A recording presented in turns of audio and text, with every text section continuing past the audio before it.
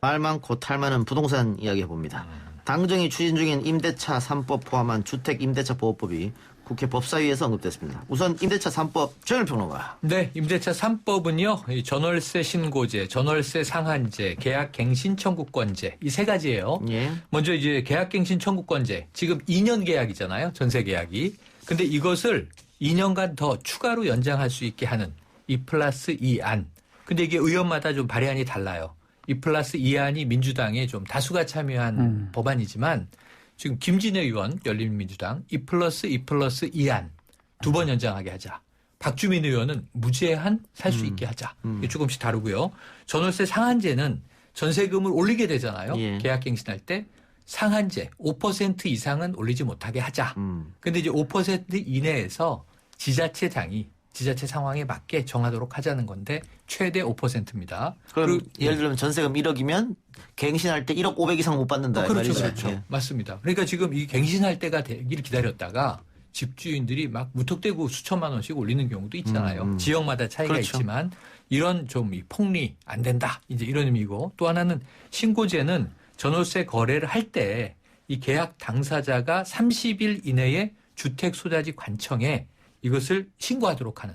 그러니까 이제 부동산 계약, 전세 계약을 투명화하자, 등록화하자. 그래서 이제 그 계약을 이제 권리를 보호하자 이런 의미입니다. 지금도 이미 뭐 전세권 같은 거 많이 보장 받으시잖아요. 이것을 이제 필수로 만들자. 예. 이게 임대차를 임차인 이 세입자를 보호하기 위한 3법이다. 이렇게 보시면 되겠습니다. 근데 방금 얘기한 임대차 3법이 위헌 소지가 좀 있다. 네. 이런 얘기를 하고 있잖아요. 네. 특히 사유재산이 보장되어 있는 대한민국에서 네. 국가가 뭐 몇 % 이상 받지 마라. 이거 네. 문제가 있는 거 아니에요? 어떻게 보세요?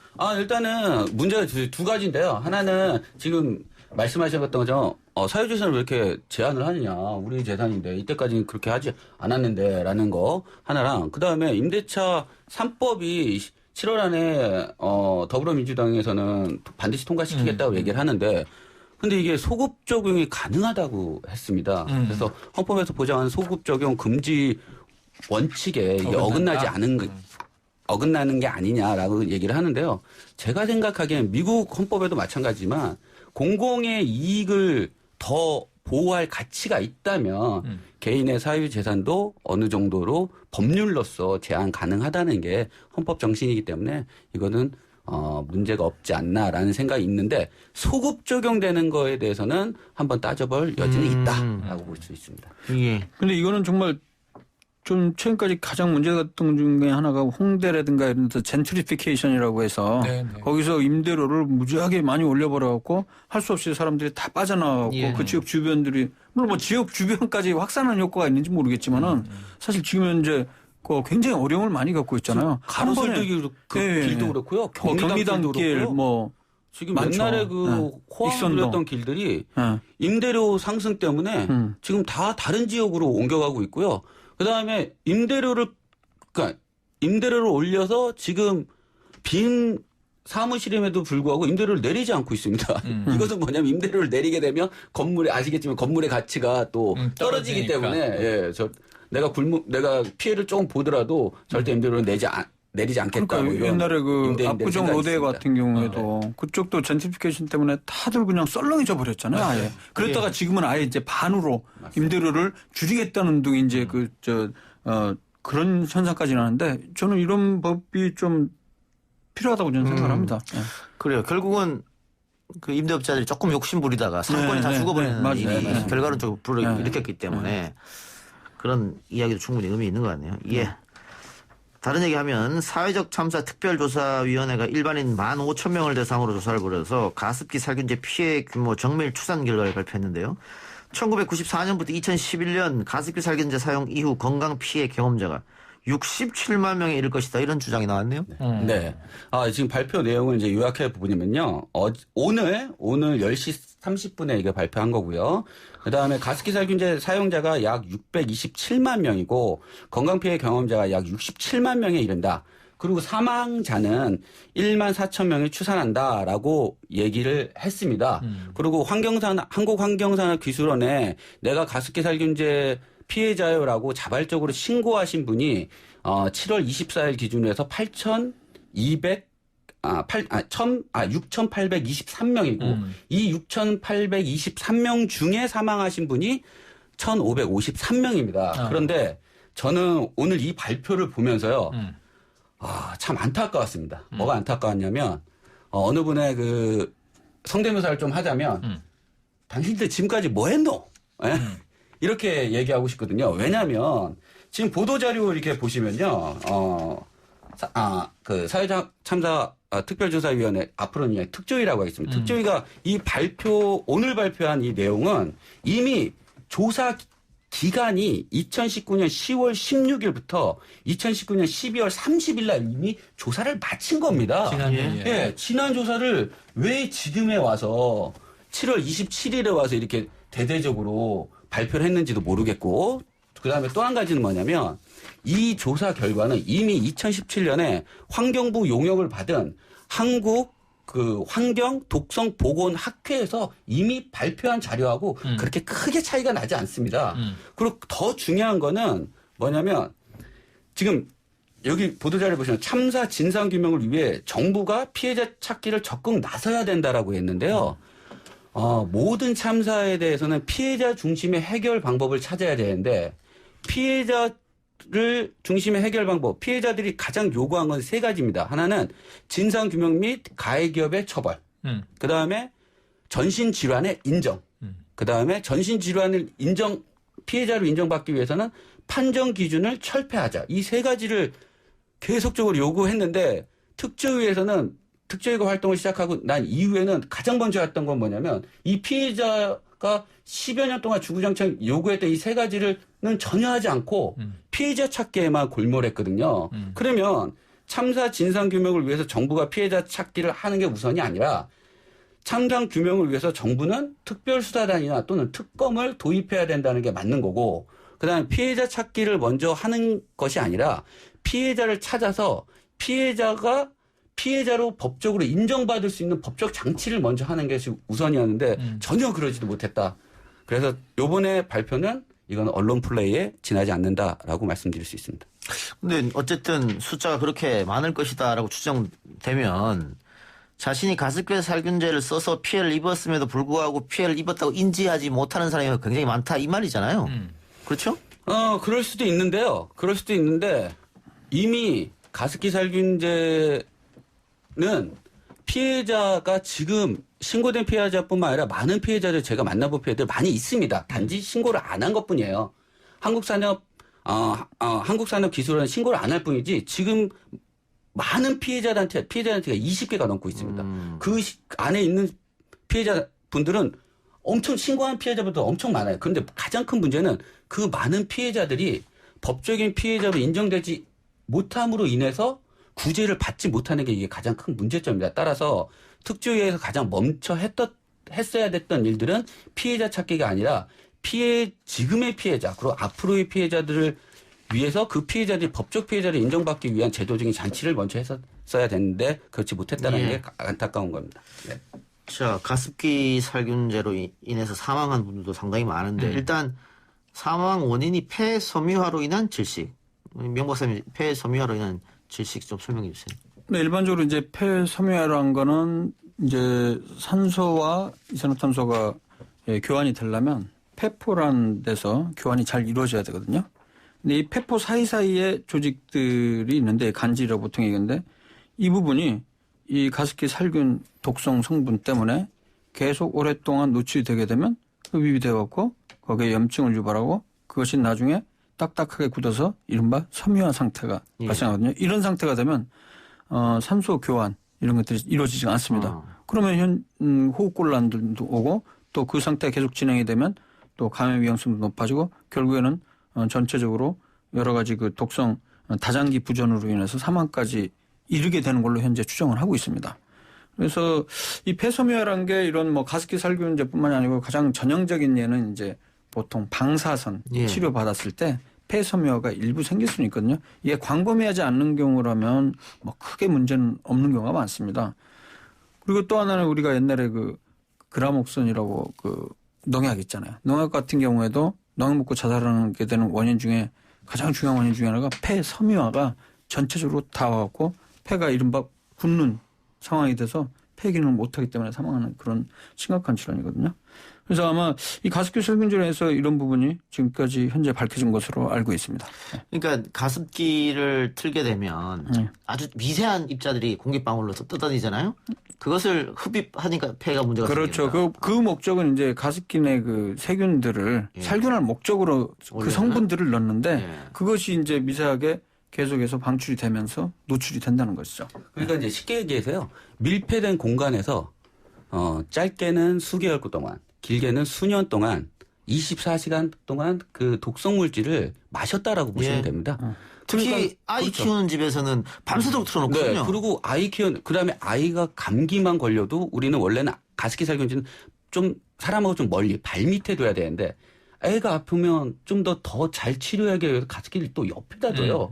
그래서 더 많이 이 가습기 살균제 이 독성 물질을 흡입하게 된 거죠. 따라서 피해자분들이 계속적으로 요구하는 거는 뭐냐면 아니 독성 물질을 흡입을 했는데 그것이 폐섬유화만 일으키겠느냐. 그래서 비염도 일으킬 수 있고 그다음에 안구 건조증도 일으킬 수 있고 심지어는 갑상선 암이나 간암도 일으킬 수 있는 피부 질환. 그렇죠. 피부 질환도 일으킬 수 있죠. 그렇기 때문에 전신 질환을 인정해야 된다라고 자꾸만 주장을 하시는 겁니다. 네. 그러니까 문제는 뭐냐면 이게 굉장히 오래된 일이잖아요. 예, 그렇죠. 그리고 이제 그 가해 기업이 몇 차례에 걸쳐서 사과했고 보상 방안을 냈어요. 가해 기업이 사과를 한 건 옥시뿐이 없습니다. 옥시. 옥시를 제외한 옥시만. SK, 애경, 이마트, 뭐 GS 리테일 아무도 사과를 하지 않습니다. 여러 개 이제 네. 제품과 기업이 있었으니까 맞습니다. 옥시만 이제 사과를 하고 거기에 보상안을 냈는데 문제는 1인당 뭐 1억이었다가 올라가서 2억이었다가 그런데 문제는 보상의 기준을 정해야 되는데 아까 이제 김기태 변호사님하고 명 박사님 말씀하신 대로 폐섬유화에 의한 사망 혹은 또 이제 상해만 인정한 거예요. 맞습니다. 그것도 등급을 나눴어요. 이게 누가 나눴냐면 정부가 나눴어요. 예. 1등급, 2등급, 3등급, 4등급.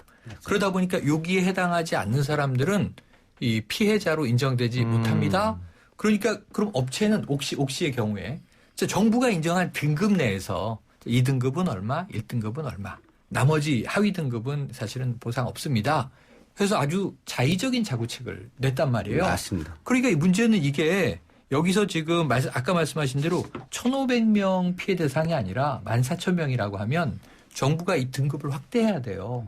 보상의 범위를 넓혀줘야 돼. 근데 지금 그게 안 되고 있는 거예요. 그리고 지금 천식도 있어요. 2017년에 건강 피해 판정 기준에 해당하는 1단계에 해당하는 피해자로 포함시켰는데 그래서 옥시를 상대로 2019년 3월 8일 날 소송을 했습니다. 그런데 옥시 측의 입장은 뭐냐면 이것이 천식은 국가에서 인정했지만 결과적으로 우리 제품과 이래서 천식이 동반됐다는 인과관계는 없다. 그래서 소송하려면 해라. 거의 뭐 그런 식의 지금 네.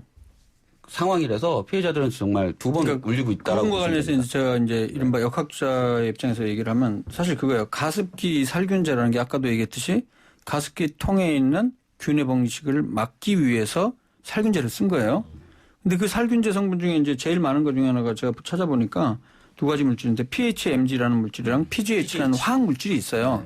근데 이 화학 물질은 그동안 뭐 그 독성에 대해서는 별로 크게 피부나 눈에 접촉에도 큰 영향이 없는 거로 현재까지 알려져 왔었어요. 근데 하지만 이게 이 화학 물질을 가습기의 살균 목적으로 사용한 이후로부터 지금 말씀하신 대로 폐섬유화뿐만 아니라 여러 가지 뭐 비염, 알레르기 질환, 여러 가지 천식 질병들이 늘어나고 있지 않습니까? 그럼 이건 왜 이런 상황이 되냐면 사실 그전에는 PHMG나 PHMG나 아니면 PGH에 대한 임상시험이나 사람을 위해서는 데이터가 없었기 때문에 그렇군요. 그렇게 노출될 그런 환경들이나 경험들이 없었던 거예요. 그러니까 이번 계기로 통해서 엄청난 어떻게 보면 임상시험이라는 표현을 쓸 수는 없지만은 엄청난 피해가 발생했고 이것이 인과관계를 추정할 수 있는 중요한 요인이 될 수가 있다는 것이죠. 우리가 어떤 인과관계를 얘기를 할 때는 이런 게 있습니다. 직접적인 인과관계는 모르더라도 그러니까 상관관계라는 개념이 있어요.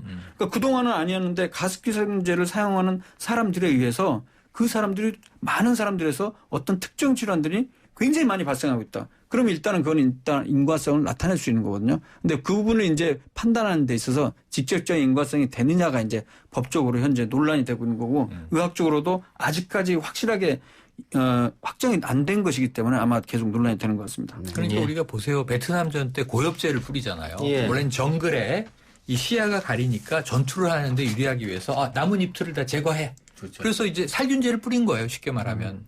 그런데 그게 사람의 피부에 닿으니까 엄청난 맹독으로 그 사람의 몸을 망가뜨렸는데 그 고엽제가 참전했던 군인들에게 아주 중대한 해를 끼쳤다는 게 인정받는 게 수십 년의 소송이 걸리는 거예요. 그게 인정되고 나서 보상이 시작되는데 당시에 이 참전했던 분들은 다수 사망하고 있는 거죠. 그러니까 이게 똑같은 상황이 벌어지고 있는데 이게 언제 도입된 물질이냐를 보면 2000년이에요. 근데 그때 무슨 물질로 수입이 됐냐면 우리 이 국내 아까 얘기하신 다양한 업체들이 수입했는데 카펫을 살균하기 위한 물질이에요. 맞습니다. 호텔에. 네. 그러니까 그 카페트 안에 그 균들을 살균하기 위해서 가져왔는데 우리나라는 가습기를 많이 쓰니까 가습기에도 균이 있고 사람들이 가정에서 걱정하니 이러한 살균제를 만들면 되겠네? 그리고 검증되지 않은 물질을 썼으면 안전 검사를 이게 쓴 하지도 사람이 않고. 잘못입니까? 예. 판 사람이 잘못입니까? 가장 중요한 건 답답해 죽겠습니다, 안전 정말. 검사를 하지 않고 맨 처음에 사용했을 때는 그래? 이거 카페트에도 효능이 있네? 그러면 소량만 사용하면 되지라고 희석해서. 해가지고 희석해서 사용하면 되지라고 하면서 제품을 출시하게 된 겁니다. 그렇죠. 혹은 그 제품을 만들 때 이 살균은 통 살균하는 거에만 목적으로 딱 쓰고 말면 되는데 그것이 이게 가습기가 연기를 뿜으면서 사람들에게까지 들어온 걸 그건 생각 못 했다는 건 조금 이해가 안 된다는 것이죠. 그 부분이. 근데 식약처도 문제 있는 거 아닙니까 결국은? 식약처가 문제가 있죠. 식약처도 문제가 있고 환경부도 문제가 있고 그래서 이 사태가 터진 지 소송과 문제 제기가 한 10년 걸려요. 그리고 2009년부터 이거 문제로 받아줄까 말까 고민하는데도 몇 년 걸려요. 지금 사회적 참사위원회 이제 우리 김 변호사님이 이제 맹비판하셨지만 사실 저는 이것은 새발의 피다라고 생각되는 게 이번 정부 들어와서 다시 만들어진 거예요. 네. 사회적 참사 특조위에서 지금 2개 사안, 하나는 가습기 살균제, 하나는 세월호 참사 다시 조사하는 거잖아요. 네. 진행되는 대로 발표하는데 옛날에 했던 얘기가 재정리되는 것도 있고 조금 이제 진일보하는 것도 있고 근데 이게 지금 10여 년 지나서 하는 거니까 얼마나 완벽할까 이런 이제 걱정은 되는데 제가 문제는 이게 아까 언론에 대한 징벌적 보상제, 배상제 말씀하신 것처럼 똑같은 게 맞습니다. 이 사건을 보면서 미국에서는 우리나라에도 들어와 있는 이 기능성 화장품 업체예요. 제이사가 여성용 청결제를 출시했는데 이걸 수년에서 수십 년 쓴 여성들이 있었던 거예요. 지금 다 할머니가 되셨거나 돌아가셨는데 이게 뒤늦게 발암 물질이 있다. 발암 유발한다. 이게 판정되자 소송을 한 분, 두 분 하셨을 거 아니에요? 돌아가신 분 한 분에 대해서 800억 원이 넘게 배상이 나왔고 맞습니다. 생존해 계신데 이제 곧 돌아가셔요. 암 말기예요. 이분에게 600억대의 배상이 나왔어요. 그런데 이게 판례가 나오자마자 전국의 수천여 명이 다 동시에 해당이 되는 겁니다. 네. 근데 이게 이 집단소송제죠. 맞습니다. 근데 우리나라는 한 건 한 건 소송을 해서 1, 2억을 가지고 지금 평생 싸우다가 네. 못 받고 돌아가시고 네. 패소하고 이러는 거예요. 이게 말이 되냐고요. 제가 그래서 이제 가습기 살균제 참사 전국 네트워크 공동 운영위원장을 이제 2년 동안 맡으면서 저희가 이제 추진했던 게 이제 투 트랙인데 하나는 진상규명 및 책임자 처벌하고 보상을 해야 된다라는 거 하나랑 그다음에 제2, 제3의 가습기 살균제 참사를 막기 위해서는 지금 말씀하신 것처럼 소비자 보호법에 관련된 3법 플러스 1법을 해야 된다. 그게 지금 뭐냐면 하나는 징벌적 손해배상 이게 제조물 책임법에 관련된 거거든요. 그다음에 또 하나는 입증 책임 전환. 왜냐면 우리가 피해자가 입증하기는 너무 힘든 사안이지 않습니까? 그다음에 집단 소송제. 거기에 플러스 중대 재해 기업법을 반드시 통과시켜야 된다라는 것을 저희가 이제 항상 주장을 했고요. 그다음에 사회적 참사 특별조사위원회를 이제 보면서 이게 2년에 1년 플러스 1 플러스 1이거든요. 1년을 활동 기간을 하고 만약에 필요시 1년을 연장할 수 있다라고 했습니다. 따라서 이 특조위를 보면서 저희가 이제 생각했던 건 뭐냐면 이렇게 임시적인 사회참사 특별조사위원회를 두면 이건 안 된다. 반드시 대통령 직속 기관이든 아니면 국무총리 직속 기관이든 독립적인 기관을 통해서 상설 참사위원회를 만들어야지만이 상설화해야지만이 좀 더 전문적인 사람들이 거기서 안정적인 직장을 가지고 위치를 가지고 충분히 조사를 할 수 있다. 그래서 앞으로는 이런 단기적인 1+1이 이런 단기적인 사회참사 특별조사위원회는 만들지 않아야 되지 않나라는 생각이 있습니다. 2014년 이후에 이 문제 때문에 이제 독성 물질을 이제 데이터베이스로 관리하겠다 그래서 네. 살생물제 네. 이 DB가 만들어지는데 그때도 참 해프닝이 한 번 있었어요. 이게 아까 언급하셔서 이 거론하는 건데 식약처가 담당할 거냐, 환경부가 담당할 거냐. 그렇죠. 네. 이걸 가지고 또 이 관료주의로 싸워요. 서로 이제 이 책임 떠넘기기를 맞습니다. 하고.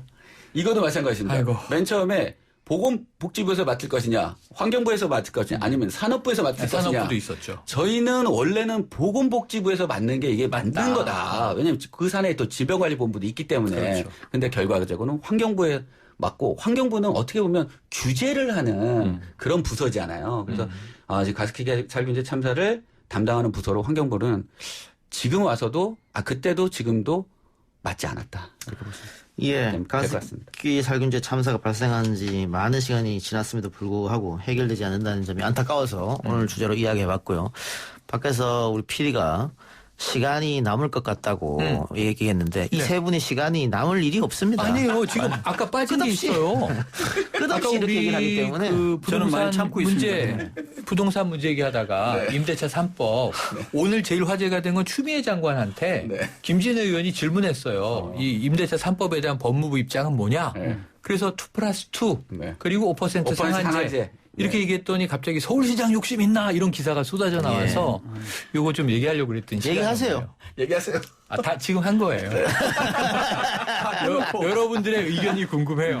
예, 법무부 장관이 왜 부동산 문제에 신경을 쓰시냐. 결국은 뭐 서울시장 나가려고 하는 거 아니냐. 그렇지. 추미애 장관은 국무위원 한 사람으로서 그렇죠. 얼마든지 정책을 입장을 얘기할 수 낼수 있다. 있는 거죠. 예. 예. 그리고 어떻게- 아까 말씀했지만 김진애 의원이 네. 여기에 대한 법무부 의견은 뭡니까라고 물어봤다니까요. 네. 질의에 답변하는 네. 거죠. 예. 그 추미애 장관 뭐 서울시장 뭐 이런 얘기 지금 하여튼 본인은 아니라고 하고 있습니다만 네, 네. 언론에서는 계속 나오고 네, 있는 것 같아요. 그리고 고 박원순 시장의 어떤 유고가 뭐 어떤 성추문이었기 때문에 네, 네. 그렇다면은 민주당에서 이번에는 여성 시장인 네. 후보로 나와야 되는 거 아니냐 이런 얘기도 있었고 맞습니다. 또 오래전부터 준비하고 있었던 박영선 장관 같은 경우는 또 여성이기 때문에 박영선 카드, 뭐 추미애 카드, 뭐 정치권에서 얼마든지 나올 수 있는 얘기가 아닌가. 언론은 또 그걸 얼마든지 다룰 수 있는 또 권리가 있으니까요. 예. 그러나 일단은 아직 그 830 전당대회를 통해서 민주당 지도부가 확정이 돼야 네. 보궐의 후보를 내지 않느냐 그렇죠. 결정되니까 당원당규 문제 당연히 결정하고. 개정하고, 예. 네, 결정하고요. 아직은 그게 결정이 안 됐기 안 때문에 됐습니다. 제가 봤을 때는 낼 것 같습니다. 지금 낼 가능성이 예. 높지만 예. 또 이제 자성론도 일부 있기 때문에 예. 또 이제 지지자들의 입장도 앞으로 이게 꽤 남았잖아요. 내년 내년 4칠, 4월입니다. 내년 4칠이니까 한 연말까지 흐름을 추이를 보지 않겠는가. 그런데 이재명 지사가 후보를 안 내는 게 좋겠다라고 했다가 지지자들부터 맹폭을 받았거든요. 민주당 지지자들로부터. 그런 것을 자기 이제 지도부에 나갈 후보들이 받기 때문에 쉽사리 내지 않겠다라고 하기는 어렵습니다. 어려워 보입니다. 근데 그게 제가 쭉 이제 전체 워딩을 봐야 되는 게 자, 이게 뭐 장사꾼도 신뢰가 중요하지 않느냐. 손해를 보고라도 신뢰를 지켜야 하는 경우가 있는 것이다. 이번 경우에 내지 않는 것이 맞다고 본다. 다만 부득이한 경우에는 이렇게 뒤에 또 있어요. 부득이한 경우에는 석고대제를 하고 맞아요. 당연 당규를 개정해서 낼 수도 있다 이렇게 예, 얘기하셨습니다. 네. 시간 안 남죠? 모자랍니다. 이렇게. 아이고. 좀 그만 좀 하세요. 제가 참고 있잖아요. 지금. 세 분 수고했습니다. 고맙습니다.